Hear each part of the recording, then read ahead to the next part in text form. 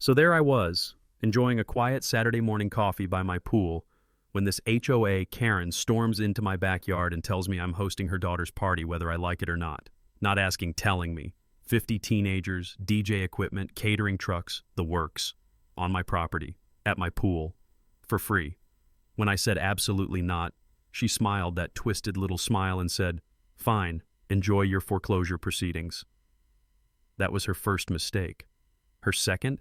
She had no idea I'd spent 10 years as an electrician dealing with corrupt inspectors, crooked contractors, and power-hungry bureaucrats. By the time I was done with her, the cops showed up, the news crews arrived, and half the city council was scrambling to distance themselves from the biggest HOA scandal our town had ever seen. What would you do if someone tried to commandeer your pool? Drop a comment and tell me where you're watching from. Let's see how global this HOA nightmare really is. Let me back up and tell you how I ended up in this mess. My name's Marcus, I'm 45, and I'm an electrician who'd been dreaming of homeownership for longer than I care to admit. After a divorce that left me scraping pennies together for 3 years, I finally saved enough for a down payment on a little ranch house in Willowbrook Estates, just outside Phoenix. Nothing fancy, 3 bedrooms, 2 baths, and a backyard that smelled like possibility mixed with desert dust. The day I got those keys, I swear I could taste freedom in the dry Arizona air. No more landlords, no more permission slips to hang a picture. This was mine. The first thing I did? Spent my entire first summer installing an above-ground pool. Every weekend, every evening after work, I was out there with my level and my determination. The sound of my drill mixing with the hum of cicadas became my soundtrack. When that pump finally kicked on for the first time, the gentle whoosh of circulating water was better than any symphony. Now I need to tell you about Delilah Thornberry. Picture every HOA nightmare you've ever heard about, then multiply it by 10 and add a white Escalade. Delilah's been the HOA president for 8 years running, and she runs our little neighborhood like her personal fiefdom. Real estate agent by day, petty tyrant by evening. Always wearing those oversized sunglasses that probably cost more than my monthly mortgage payment. She's married to Harold Thornberry, city councilman and the kind of guy who thinks his title makes him royalty. Together, they own 4 properties in our neighborhood, which should have been my first red flag. 3 weeks after my pool was complete and I was finally enjoying those perfect desert evenings floating on my back, staring up at stars you can actually see out here, I got my first taste of Delilah's management style. A violation notice appeared on my door like a bad omen printed on official letterhead, certified mail, the whole intimidation package. Unapproved pool installation, it read. $500 fine, plus $100 per day until I achieved compliance. The bitter taste of morning coffee mixed with injustice is something I'll never forget. Here's the kicker. My pool met every single guideline in the HOA packet they'd given me. Proper setback from property lines, regulation height, safety fence installed, everything by the book. So what was the problem? According to Delilah, the aesthetic committee never approved my blue liner color. Funny thing about that aesthetic committee, it wasn't mentioned anywhere in the HOA bylaws I'd received, not once. I did what any reasonable person would do.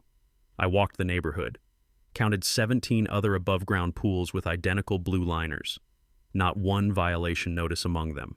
But here's what made my blood boil. Every single one of those violation-free homeowners had purchased their property through Delilah's real estate company. What a coincidence. The crunch of gravel under her designer heels became a warning sound I'd learned to dread. Every time I heard it, I knew another absurd demand was coming my way. I requested an HOA meeting to discuss my violation. 3-week delay. Requested copies of the aesthetic committee guidelines. 2 weeks and counting. Requested a list of current board members. We'll get back to you. Meanwhile, I'm paying $100 a day for the crime of having the wrong shade of blue in my perfectly legal pool. Then one Saturday morning, as I was enjoying the peaceful sound of my filter humming away, Delilah's Escalade pulled up.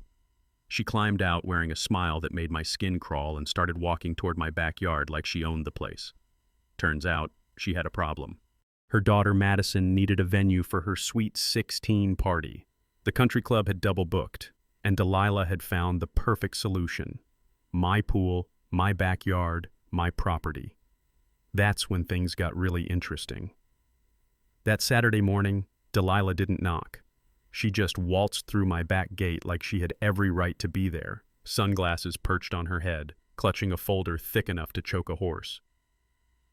"Marcus, we need to talk," she announced, her voice dripping with fake sweetness. "I have a proposition that'll solve both our problems." I was floating on my back in the pool, trying to enjoy my weekend, when this woman invaded my sanctuary.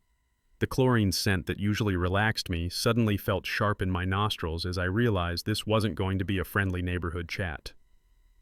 "See, my Madison is having her Sweet 16 next Saturday," Delilah continued, settling herself into one of my patio chairs without invitation. "The country club had an unfortunate scheduling conflict and we need a venue. Your pool area is perfect." Perfect. For 50 teenagers, a DJ, and catering trucks to turn my peaceful backyard into a war zone.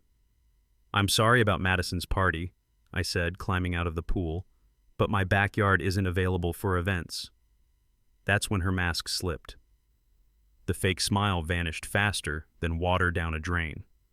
"Oh, but it is," she said, opening that folder. "You see, according to Section 12.7 of our HOA agreement, community pool access can be designated for neighborhood events. As HOA president, I'm designating your pool." She handed me a paper that looked official enough to fool most people. My hands were still dripping pool water as I read what turned out to be the most creative interpretation of contract language I'd ever seen. And trust me, I'd seen plenty during my divorce.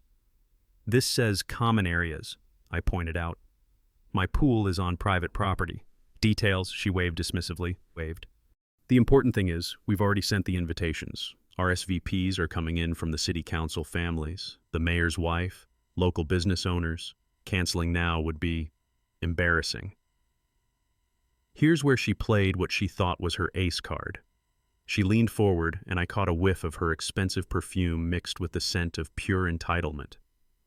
"Between you and me, Marcus, your electrician's license comes up for renewal next year, doesn't it? My husband sits on the city licensing board. It would be unfortunate if there were complications." My jaw went tight. She wasn't just asking for my pool, she was threatening my livelihood. But I'd learned something important during those messy divorce proceedings. When someone makes verbal threats, you smile and you document everything. "I'll need to think about it," I managed to say, already planning my next move. "Of course, take your time, but the invitations are already out, so really, what's to think about?" The moment her Escalade disappeared down the street, I pulled out my phone. One thing I learned from dealing with crooked contractors over the years: always get it recorded. Arizona's a one-party consent state, so I could record any future conversations without her permission. I spent that evening researching her community pool access clause.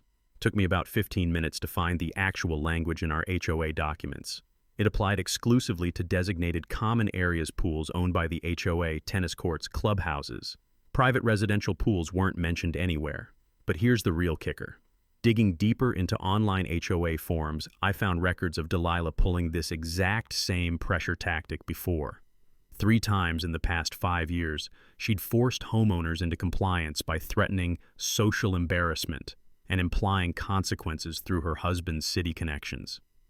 By Monday morning, the neighborhood gossip network was buzzing. According to my next-door neighbor Carol, Delilah was already spinning stories about me being difficult and not neighborhood material. Apparently, I threw loud parties and let my property maintenance slide. Funny thing about that, I'd thrown exactly 0 parties, and my house was probably the best maintained on the block. But facts don't matter in reputation warfare. Tuesday brought the cold shoulder from the Hendersons across the street. Wednesday, Mrs. Patterson, who usually waved when she walked her dog, suddenly found her shoes fascinating whenever she passed my house. This was Delilah's standard playbook. Isolate the target, make them feel unwelcome, pressure them into submission through social warfare. I'd seen union busters use similar tactics against workers who asked too many questions. Thursday brought another certified letter, this time a formal complaint about excessive noise from my pool pump, the same pump that ran quieter than most air conditioners. The fine? $300 plus daily penalties until I installed noise mitigation equipment. I was starting to see the bigger picture. This wasn't about pool parties or noise violations. This was about establishing dominance. Delilah needed everyone to know she could make their lives hell whenever she felt like it, but she'd picked the wrong guy to mess with. You see, electricians are natural problem solvers. Give us a complex wiring job, we trace every connection. Present us with a power issue, we work backward to find the source. That evening, I dove deep into Arizona HOA law. What I discovered was eye-opening. HOA board members could be held personally liable for exceeding their authority. Even better, harassment and extortion were criminal offenses, regardless of what office someone held. I had my ammunition. Now I just needed the right moment to use it. Friday morning arrived with another surprise. Not the good kind. I was getting ready for work, enjoying the smell of fresh coffee mixing with the desert morning air, when my phone buzzed. Text from Carol next door. Emergency HOA meeting today at 2 p.m. about your violations. 2 o'clock. Right in the middle of my workday, installing new panel boxes at a strip mall. What a convenient coincidence. I called my foreman, explained the situation, and took my first sick day in 3 years. Something told me this wasn't going to be your typical HOA board meeting. The meeting was held in Delilah's real estate office conference room, neutral territory. My ass. I walked in to find the whole setup reeked of kangaroo court. Pre-printed agendas, meeting minutes that looked suspiciously complete for a meeting that hadn't happened yet, and only 3 board members present. Ah, Marcus, Delilah's voice could have cut glass. So glad you could make it. We were just discussing your ongoing violations. Ongoing violations. Plural. She opened her folder with the flourish of a prosecutor presenting evidence. We have the original pool violation, the noise complaint, and now we're adding a new 1 unapproved electrical work. My pool pump, the one I'd wired myself, completely legally, with proper permits from the city. The board has voted, announced board member Janet Crowley, reading from those pre-written minutes, to assess a fine of $2,000 for disrupting community harmony, plus the ongoing daily penalties. Payment is due within 10 days, or will be forced to file a lien against your property. Here's where things got interesting. I'd done my homework on HOA meeting procedures, part of that late-night legal research I'd been doing all week. Excuse me, I interrupted, pulling out my phone, but how many board members are present? Delilah's confident smile flickered. 3. And how many are required for a quorum according to our bylaws? The silence stretched longer than a Phoenix summer day. I could practically hear the gears grinding in their heads. 5, Janet finally admitted. So this isn't actually an official meeting, is it? You should have seen the scrambling that followed. Delilah started shuffling papers like they might magically produce 2 more board members. Janet suddenly remembered an urgent phone call. The 3rd member, a guy named Dave who looked like he'd rather be anywhere else, just stared at his hands. Well, Delilah recovered quickly, we can always reschedule with proper notice. Actually, I said, still recording everything on my phone, I'd like to formally challenge the validity of any votes taken today. Since you don't have a quorum, any decisions made here are legally meaningless. The taste of victory was sweeter than my morning coffee had been. But Delilah wasn't done. As I was leaving, she followed me to the parking lot, her heels clicking angrily on the asphalt. You think you're clever, she hissed, dropping all pretense of civility. But I've been running this neighborhood for 8 years. I know how to handle troublemakers. Is that a threat? It's a promise. You can fight me on every little violation, but I'll just find more. Pool maintenance violations, landscaping issues, architectural guidelines. I'll make your life so miserable you'll be begging to sell. What she didn't realize was that my phone was still recording. Every word, crystal clear. That evening, I filed a formal complaint with the Arizona Department of Real Estate. Turns out, real estate agents can lose their licenses for harassment and abuse of fiduciary duty. I also sent a detailed report to the state HOA Oversight Board, complete with audio recordings and documentation of the invalid meeting. But here's what really opened my eyes. I started reaching out to other neighbors who'd been on the receiving end of Delilah's management style over the years. Tom Bradley, who'd lived here for 20 years, had been quietly documenting every questionable decision the board had made. Rosa Martinez told me about her sister who'd lost her house over a $300 fine that ballooned into thousands through daily penalties. Jeff Williams from down the street turned out to be a reporter for the community newspaper. He'd been investigating HOA corruption across the state. A pattern emerged that made my blood run cold. Delilah didn't just target people randomly. She went after newer residents, minorities, anyone who didn't have deep social connections in the community. People who couldn't easily fight back. The electrical work violation was particularly telling. I'd pulled proper permits, had the work inspected by the city, but most homeowners wouldn't know that HOA approval wasn't required for permitted electrical work. They'd just pay the fine and move on. By the time I went to bed that night, I realized this was bigger than just my pool or Madison's party. This was about a systematic abuse of power that had been going on for years. And now I had the evidence to prove it. The sound of my pool filter humming outside my bedroom window no longer felt peaceful. It felt like a battle cry. The next week, Delilah switched tactics. If she couldn't intimidate me through official channels, she'd try the court of public opinion. Monday morning, I found a petition taped to the community mailbox cluster. Maintaining community standards in Willowbrook Estates, it read, with a paragraph about certain residents who refuse to cooperate with reasonable neighborhood guidelines. My name wasn't mentioned, but everyone knew who they were talking about. 15 signatures already. The Hendersons, Mrs. Patterson, the new couple from Maple Street who probably didn't even know what they were signing. I felt that familiar knot in my stomach, the same one I'd had during my divorce when my ex's lawyer tried to paint me as an unreliable deadbeat. Tuesday brought a certified letter thick enough to stop a bullet. Final notice stamped in red across the front like a scarlet letter. Inside, legal-sounding language about liens, foreclosure proceedings, and the authority vested in the HOA board to protect community interests. The smell of fear-inducing legal jargon mixed with my morning coffee. I'd seen enough intimidation tactics to recognize them, but most people would have crumbled under this kind of pressure. Wednesday, I discovered something interesting. Madison Thornberry's Instagram account was public, and she'd been posting about her amazing pool party at our community house for 3 days straight. Screenshots showed catering menus, DJ booking confirmations, even a custom hashtag Madison's Sweet 16.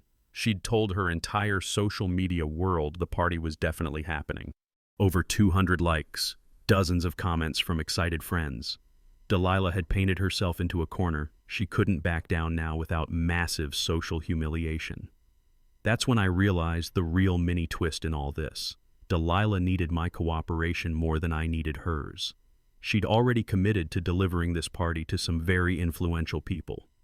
The mayor's wife, city council families, local business owners who could make or break her real estate career. But I wasn't done gathering intelligence. Thursday evening, I took a walk around the neighborhood, striking up casual conversations with anyone who'd talk to me. What I learned was eye-opening. The Johnsons on Elm Street had received noise violations for their dog barking the same week they'd asked questions about the HOA's landscaping budget at a board meeting. The Patels got cited for non-conforming window treatments after they'd requested financial statements. Maria Santos faced daily fines for her excessive garden decorations, right after she'd complained about the lack of Spanish-language HOA documents. Every single person who'd ever challenged Delilah's authority had faced sudden, creative violations. Friday morning brought Delilah to my doorstep again, but this time she wasn't alone. She'd brought backup Janet Crowley and 2 other board members I didn't recognize. "Marcus," she said, her voice dripping with false concern, "we're here as friends, neighbors. This situation has gotten out of hand, and we want to find a solution." The solution, it turned out, involved dropping all fines and violations if I'd, just this once, allow Madison's party. They'd even throw in a $100 gift card to Home Depot. When I declined, politely, the mask slipped again. "You're making a mistake," Delilah said, her voice dropping to a whisper that somehow felt more threatening than shouting. "I've lived in this community for 15 years. I know everyone, the city inspector, the county assessor, the utility companies. Life can get very complicated for people who don't play well with others." But here's what she didn't know. I'd been doing my own research into the Thornberry family finances. Public records are amazing things when you know where to look. Harold's city councilman's salary was $60,000 a year. Delilah's real estate license showed modest sales numbers. Yet somehow they owned 4 properties in our neighborhood, drove luxury cars, and lived like they had serious money. Something didn't add up. That weekend, I drove down to the county clerk's office, the same one where I'd researched my property deed months earlier. The musty smell of old records and the sound of photocopiers working overtime became the backdrop for the most shocking discovery of this whole mess. Property transfer records showed a pattern that made my hands shake. Over the past 5 years, 12 properties in Willowbrook Estates had been foreclosed due to HOA violations. Every single one had been purchased at auction by a shell company called Desert Acquisitions LLC. And Desert Acquisitions LLC traced back to Harold Thornberry. They weren't just harassing homeowners for compliance. They were forcing people out of their homes to buy the properties cheap. It was a systematic operation, and I had stumbled right into the middle of it. My pool violations weren't about community standards or Madison's party. They were step one in a plan to force me into foreclosure so the Thornberrys could add my house to their portfolio. The party was just convenient cover for the real crime. That night, I couldn't sleep. The weight of what I'd discovered pressed down on me like the oppressive Arizona heat. This wasn't just about petty HOA power trips. This was organized real estate fraud. I spread the county records across my kitchen table, the papers rustling like whispers of other people's destroyed lives. 12 families, 12 homes stolen through manufactured violations and escalating fines. The Hendersons who'd been so cold to me lately, they'd probably watched it happen to their former neighbors and were too terrified to end up next. The pattern was surgical in its precision. Delilah would target vulnerable homeowners, recent divorcees, elderly widows, new residents who didn't know their rights. She'd hit them with increasingly absurd violations until the fines became unmanageable. When they couldn't pay, Harold's shell company would swoop in at the foreclosure auction, buying properties for 30 cents on the dollar. My hands trembled as I cross-referenced the addresses with my mental map of the neighborhood. The empty lot on Maple Street, where Rosa Martinez's sister used to live. The rental house on Oak Avenue that seemed to change tenants every 6 months. The investment property next to the community mailboxes that Harold had bragged about at last year's neighborhood barbecue. They weren't just stealing houses, they were destroying lives. The smell of strong coffee filled my kitchen as I worked through the night, tracing the paper trail. Desert Acquisitions LLC was registered to an address that turned out to be a mail drop. The registered agent was a lawyer I'd never heard of. But the property tax records told the real story. Harold Thornberry was listed as the beneficial owner on every single property. Here's what really made me sick. One of those foreclosed homes had belonged to an 82-year-old widower named Frank Quinn. No relation to me, just shared the name. His crime? Installing a wheelchair ramp without HOA approval after his stroke. The daily fines started at $50 and compounded for 8 months before his family lost the house where he'd lived for 30 years. Frank died in the nursing home 6 months later. His daughter had tried to fight the foreclosure, but legal fees ate up what little savings they had left. I found myself staring at Frank's photo in an old neighborhood newsletter, his kind eyes smiling back at me from behind wire-rimmed glasses. He looked like someone's grandfather, someone who'd worked his whole life, paid his taxes, loved his little garden. That's when everything clicked into place. My pool violations weren't random harassment. They were the opening move in a chess game I didn't even know I was playing. The noise complaints, the electrical work citations, the escalating daily fines, it was all designed to bleed me dry financially until I had no choice but to let them take my house. But they'd made one crucial mistake. They assumed I was just another victim who'd roll over and take it. They didn't count on me being stubborn enough to fight back or smart enough to do my research. More importantly, they didn't realize I had something Frank Quinn and the other victims didn't have.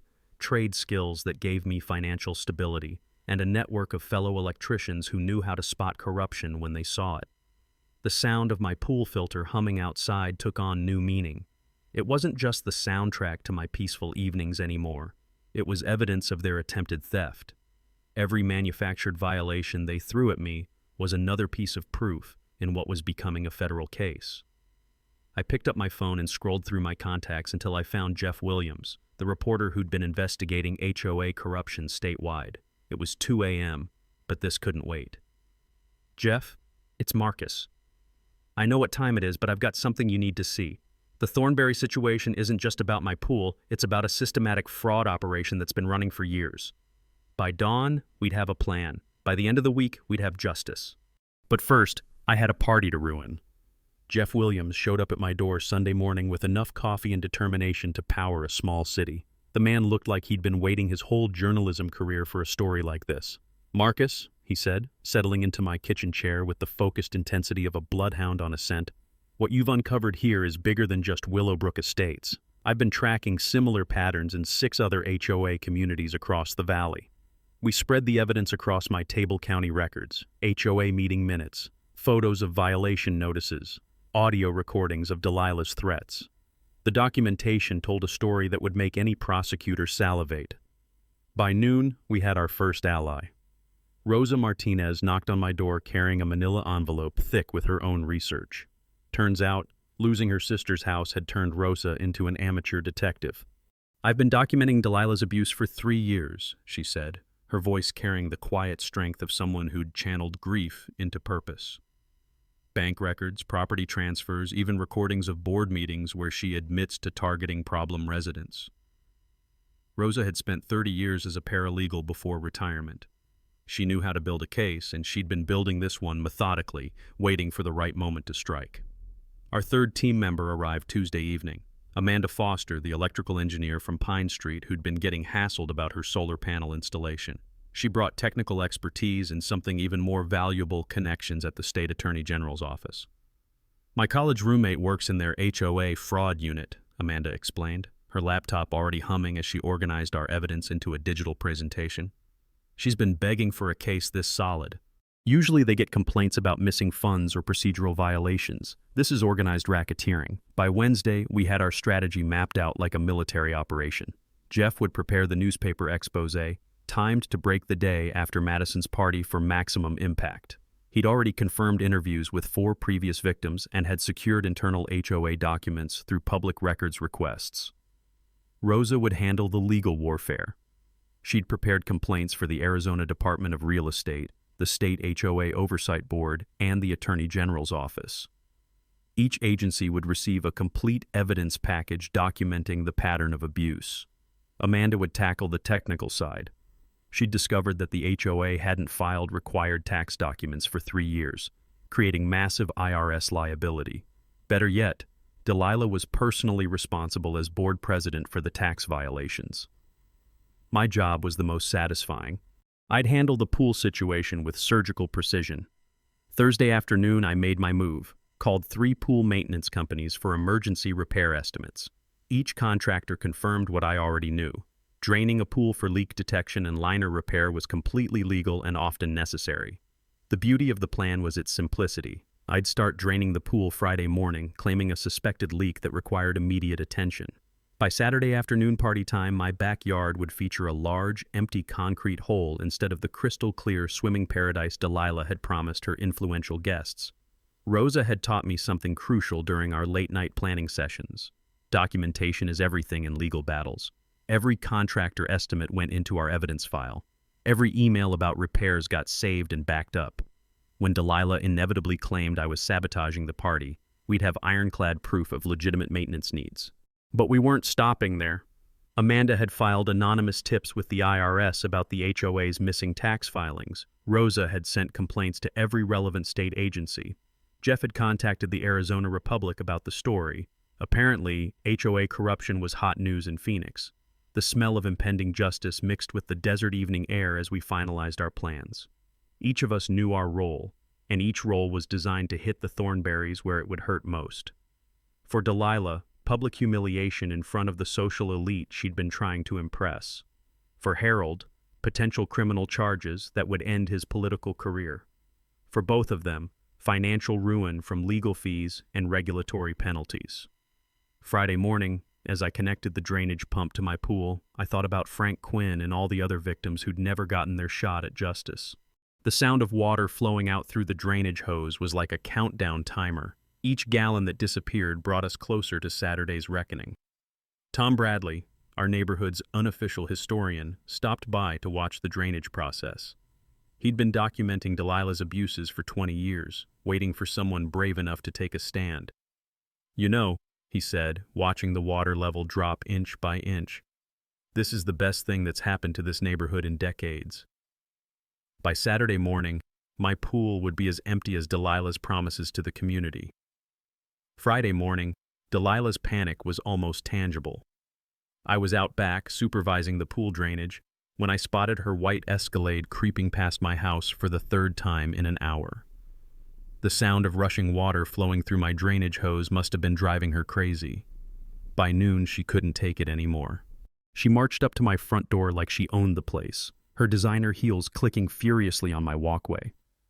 "What the hell do you think you're doing?" she demanded, not bothering with pleasantries this time. "Pool maintenance," I replied calmly, gesturing toward the 3 contractor estimates in my hand. "Suspected leak in the liner. These things can't wait." Her face went through about 6 different shades of red. "The party is tomorrow. You can't just drain your pool. Actually, I can. It's my property, my pool, my decision. I held up the paperwork. Desert Pool Services, Aquatech Solutions, and Phoenix Pool Repair all recommended immediate drainage for proper leak detection. She snatched the estimates from my hand, scanning them desperately for some loophole, some way to force me to refill it. The morning sun was already getting brutal, and sweat was beading on her forehead despite her expensive makeup. "This is sabotage," she hissed. "I'll have you arrested for interfering with community events." "What community event? I never agreed to host anything." That's when she played what she thought was her trump card. $5,000, she said suddenly. "Cash. Just stop the drainage and let us use the pool tomorrow." $5,000 for one afternoon. That told me exactly how desperate she was and how much she stood to lose if this party fell through. Not interested. Her composure cracked completely. "You don't understand what you're dealing with. Harold has connections throughout the city government. I can make your life a living hell." What she didn't know was that I'd installed a security camera system the week before, 4 high-definition cameras covering my front yard, backyard, and both side gates. Every word of her meltdown was being recorded in crisp digital clarity. That evening brought a new low, even for Delilah. Around 10 p.m. I heard someone tampering with my electrical meter outside. Through my bedroom window, I watched her skulking around my side yard with a flashlight, trying to shut off my power. The motion sensor light caught her in the act, and she froze like a deer in headlights. For a moment, we stared at each other through the glass, the corrupt HOA president and the electrician who'd had enough of her games. She scrambled back to her car, but the damage was done. I had her on camera committing criminal trespassing and attempted vandalism. Rosa was going to love adding this to our evidence file. Saturday morning party day brought pure chaos. At 8 a.m., Delilah was back, this time with Harold in tow. The city councilman looked like he'd aged 10 years overnight. "Marcus," Harold said, trying to project authority despite the desperation in his voice, "we need to discuss this situation like reasonable adults." "What situation? My pool maintenance?" "The community event scheduled for today. Surely we can work out some accommodation." I almost felt bad for the guy. Almost. Then I remembered Frank Quinn and the 12 other families they'd systematically destroyed. "The pool will be out of service for at least a week," I said. "Liner replacement, full resurfacing, these things take time." Delilah looked ready to explode. "The caterers are already on their way. The DJ is setting up. We have 50 people coming." Sounds like a planning problem. By noon, the desperation reached comic levels. Delilah offered to pay for professional pool filling services, apparently unaware that filling a standard pool takes 12-18 hours, not 2. She suggested moving the party to the community park, forgetting that she'd need permits she didn't have. She even called the fire department, claiming a gas leak at my house, hoping to force an evacuation. The fire captain took one look around, confirmed no gas issues, and gave Delilah a warning about filing false reports. Meanwhile, my allies were positioning themselves throughout the neighborhood. Rosa had stationed herself at the community mailboxes with a clear view of my backyard. Amanda was gardening in her front yard with a perfect vantage point of the street. Jeff Williams had parked his car at the end of the block, telephoto lens ready. At 1 p.m., the catering truck arrived. I watched from my kitchen window as Delilah frantically tried to explain the situation to increasingly frustrated vendors. The DJ showed up 30 minutes later, took one look at my empty pool, and started loading his equipment back into his van. By 1:30, early party guests were arriving to find no pool, no party setup, and one very frazzled hostess making increasingly wild excuses about emergency maintenance and neighborhood complications. The sound of confused voices drifting over from my backyard was music to my ears. By 2 p.m., Delilah was in full meltdown mode. I watched through my kitchen window as she paced frantically around my empty pool, her phone pressed to her ear, gesturing wildly at the concrete crater that should have been hosting 50 teenagers by now. The guests kept arriving, though. City council members with their families, local business owners, the mayor's wife in her Sunday best all dressed for a poolside celebration that wasn't happening. The confusion on their faces was priceless as they stood in my neighbor's driveway, staring at what looked like a construction site. Madison Thornberry, the birthday girl herself, sat crying on my back patio in her designer swimsuit, her sweet 16 dreams literally drained away. Part of me felt bad for the kid. She was just caught in the middle of her mother's corruption scheme. That's when Delilah made her final desperate play. At 2:30, she came storming to my front door with official-looking paperwork in her hand. "Marcus!" she shouted, loud enough for half the neighborhood to hear. "I have a court order. You're in violation of a temporary restraining order." A restraining order. She'd actually gone to court Friday afternoon and convinced some judge that I was somehow interfering with a legitimate community event. The papers looked real enough: official letterhead, case numbers, legal jargon about ceasing all interference with scheduled neighborhood activities. The gathered party guests turned to stare. Here was their explanation for the disaster Marcus, the difficult neighbor who'd sabotaged poor Madison's birthday party out of spite. "You have 1 hour to fill this pool, or I'm calling the police for contempt of court," Delilah announced triumphantly. What she didn't know was that Rosa had been expecting this exact move. We'd researched Delilah's usual attorney, a guy named Brad Kellerman, who specialized in getting emergency orders for HOA boards. Rosa had discovered that Kellerman was currently under investigation by the state bar for filing fraudulent motions. "That's interesting," I said calmly, examining the restraining order. "Because according to the court clerk's office, Judge Martinez doesn't issue emergency orders on Friday afternoons. He's been in Hawaii all week." The color drained from Delilah's face faster than water from my pool. Rosa appeared at my side like she'd been waiting for her cue, which she had. "Actually, Delilah, filing false court documents is a felony in Arizona. I've already contacted the state bar about Mr. Kellerman's creative paperwork." But Delilah wasn't finished. In her desperation, she made the mistake that would destroy her completely. "Fine," she screamed, her carefully maintained facade finally cracking. "You want to play hardball? Harold, call Chief Peterson. Tell him we have a neighborhood emergency that requires immediate intervention." Harold looked uncomfortable. "Delilah, maybe we should call him now. Tell him Marcus is threatening community safety by refusing to comply with official orders." The sound of sirens in the distance told me someone had indeed called the police. But here's what Delilah didn't realize. I'd been expecting this too. Officer Janet Rodriguez arrived first, followed by Sergeant Mike Quinn, still no relation, despite the name. Both officers were people I'd worked with through my electrical jobs at city buildings. They knew me, knew my reputation, and knew I wasn't the type to cause trouble. "Marcus," Officer Rodriguez said, surveying the scene, "what's the situation here?" I handed her copies of my contractor estimates, the fake restraining order, and my security camera footage of Delilah tampering with my electrical meter. Pool maintenance that got complicated. While the officers reviewed my documentation, Delilah launched into a frantic explanation about community events, property rights, and neighborhood harmony. Her story kept changing. First I'd agreed to host the party, then I'd sabotaged it, then I was violating court orders, then I was threatening public safety. The more she talked, the deeper she dug herself in. "Ma'am," Sergeant Quinn finally interrupted, "do you have any actual evidence that Mr. Marcus violated any laws? He's disrupting a legitimate community gathering on his own property. The HOA has authority to force property owners to provide entertainment venues." By now, the party guests were getting the full show. Mayor's wife, city council members, local business owners, all watching Delilah Thornberry, HOA president and respected community leader, completely lose her composure in front of two patient police officers who were clearly not buying her story. Jeff Williams had positioned himself perfectly to capture everything. His camera clicked steadily as Delilah dug her grave deeper with each desperate explanation. Officer Rodriguez handed me back my paperwork. "Your pool maintenance is completely legal, Mr. Marcus. As for this court order..." She looked at Delilah with the expression cops reserve for people who waste their time. "We'll need to discuss this downtown." The taste of victory was sweeter than desert rain. What happened next was better than anything I could have planned. Officer Rodriguez was examining the fake restraining order when a black sedan pulled up to the curb.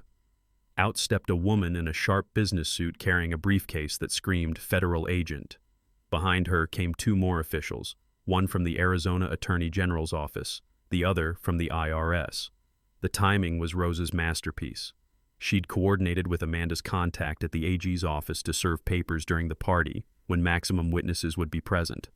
The federal agents had been investigating HOA fraud cases statewide, and our evidence package had fast-tracked Willowbrook Estates to the top of their priority list. "Delilah Thornberry, The lead agent's voice cut through the crowd noise like a blade. "I'm Agent Sarah Mitchell, Arizona Attorney General's office. We need to speak with you about your HOA operations." The pool party guests, city council members, business owners, social elite suddenly found themselves in the middle of a law enforcement operation. You could practically smell the panic as people realized they were witnessing something that would make headlines. Delilah's face went white. "I don't know what this is about. I'm just trying to resolve a neighborhood dispute." "About that," Agent Mitchell continued, pulling out a thick folder, "we have evidence of systematic harassment, fraudulent foreclosure proceedings, and conspiracy to commit real estate fraud spanning 5 years. Harold Thornberry tried to back away quietly, but the IRS agent stepped forward. "Mr. Thornberry, Agent Davis, Internal Revenue Service. We're here about your shell company's tax obligations and the unreported income from property acquisitions." That's when I decided to address the crowd directly. "Folks," I called out, my voice carrying across the confused gathering, "I'm sorry Madison's party got disrupted, but since you're all here, you should know what your HOA president has been doing to your neighbors." I pulled the drain plug cover off my empty pool with a dramatic flourish, revealing the blue tarp I'd placed at the bottom. This pool was supposed to be stolen from me today, just like Delilah and Harold have stolen 12 other homes in this neighborhood over the past 5 years. The crowd pressed closer, their confusion turning to fascination. Rosa stepped forward with her evidence binders. The Hendersons on Maple Street, the Patels on Oak Avenue, Frank Quinn on Pine Street, all forced into foreclosure through manufactured HOA violations. All their properties purchased by Harold Thornberry's shell company. Amanda held up her laptop, screen visible to the crowd. "Here's the paper trail. Desert Acquisitions, LLC, registered to Harold Thornberry, buying foreclosed properties for 30 cents on the dollar after Delilah creates the violations that force the foreclosures." Jeff Williams was capturing everything, his camera clicking steadily as the social elite of Phoenix watched their respected community leaders get exposed as criminals. Madison Thornberry was still sitting on my patio, tears streaming down her face. But now they weren't about her ruined party. They were about watching her parents' reputation collapse in real time. "That's impossible," Harold sputtered. "These are baseless accusations from a disgruntled homeowner." Agent Mitchell opened her briefcase. "Mr. Thornberry, we have bank records, property transfers, audio recordings, and testimony from multiple victims. Your wife's harassment campaign against Mr. Marcus was actually what brought this operation to our attention." The crowd was dead silent now. Even the kids had stopped talking, sensing the gravity of what was unfolding. Officer Rodriguez stepped forward with handcuffs. "Delilah Thornberry, you're under arrest for filing false police reports, attempted vandalism, and conspiracy to commit fraud." The metallic click of handcuffs echoed across the backyard like a gunshot. But I wasn't done yet. This was my moment, the mic drop line I'd been rehearsing in my head for weeks. "Delilah," I said, looking directly at her as Officer Rodriguez read her rights, "you demanded access to my pool for your daughter's party. Well, here it is." I gestured to the empty concrete hole behind me. "Hope it was everything you dreamed of." The crowd erupted. Some people were pulling out phones to record, others were demanding explanations, and a few were already backing toward their cars like they didn't want to be associated with this mess. Mayor's wife, Sharon Mitchell, no relation to the AG agent, grabbed her husband's arm. "We're leaving. Now." City Councilman Robert Hayes was frantically texting someone, probably his campaign manager, trying to get ahead of the story. Local business owner Patricia Wong was already on her phone. "Cancel the donation to Harold's campaign. Yes, immediately."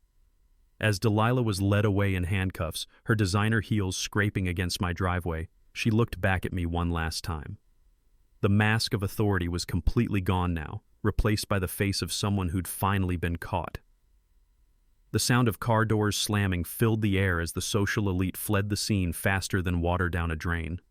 The aftermath was like watching a house of cards collapse in slow motion, beautiful and satisfying in equal measure.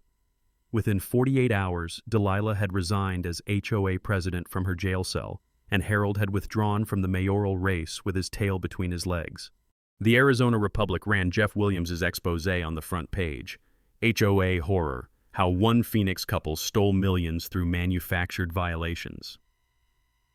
The story went viral statewide. Our emergency HOA election drew the biggest turnout in neighborhood history. Rosa Martinez became our new president, Tom Bradley took vice president, and somehow I got stuck as secretary, though I didn't mind taking meeting minutes if it meant keeping future boards honest.